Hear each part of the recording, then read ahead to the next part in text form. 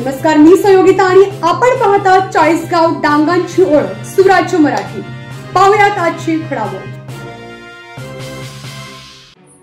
चिकणी गावातील हरिजन स्मशानभूमीवर अतिक्रमण। संगमनेर तालुक्यातील चिकणी या गावात ब्रिटिश सरकारने स्वातंत्र्यपूर्व काळात हरिजन समाजास म्हणजे आत्ताचे बौद्ध समाज यांना पूर्ण भारतभर हरिजन स्मशानभूमी या नावाने जागा दिलेल्या होत्या। आजही महाराष्ट्रातील प्रत्येक गावात ती आहे, परंतु संगमनेर तालुक्यातील चिकणी या गावात त्या जागेवर काही धनदांडगी लोक अतिक्रमण करत आहेत। यासाठी ग्रामपंचायत कार्यालयास लेखी पत्राद्वारे कळवलं आहे, परंतु त्याची दखल घेतली जात नाही। यामुळे हरिजन स्मशानभूमी ही पूर्वापार चालत आलेली मालमत्ता असून त्याची लेखी नोंद महसूल विभागात आहे। तरीही काही ग्रामस्थ जाणून बुजून अल्पसंख्याक लोकांना त्रास देण्याचा प्रयत्न करत आहेत। यासाठी प्रशासनाने तातडीने कार्यवाही करण्यात यावी अशी मागणी चिकणी ग्रामस्थांनी केली आहे। यावर जर कारवाई केली नाही तर जिल्हाभर मोठे आंदोलन केले जाईल। याची जबाबदारी संपूर्णपणे प्रशासनाची राहील।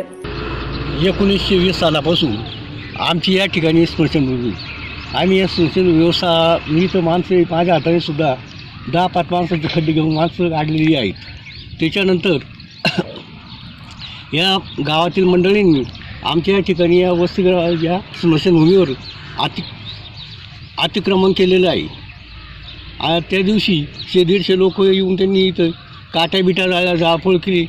आमचे 4-5 पोरं होते, त्या पोरांना दम दिला। 26 जानेवारीच्या दिवशी सगळी मंडळी गावातून आली इकडं।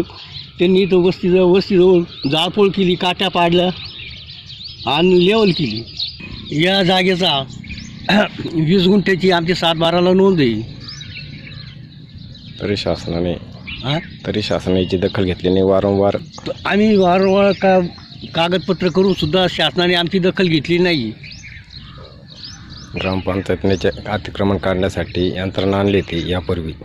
याच्या अगोदर अतिक्रमण काढण्यासाठी ग्रामपंचायतीने कारवाई केली होती, परंतु त्याचा काही उपयोग झालेला नाही। सुराज्य मराठी नेटवर्क करिता प्रतिनिधी अजय पवार, चिकणी, संगमनेर। आपल्या सुराज्य मराठीच्या YouTube चॅनलला सबस्क्राइब करायला विसरू नका।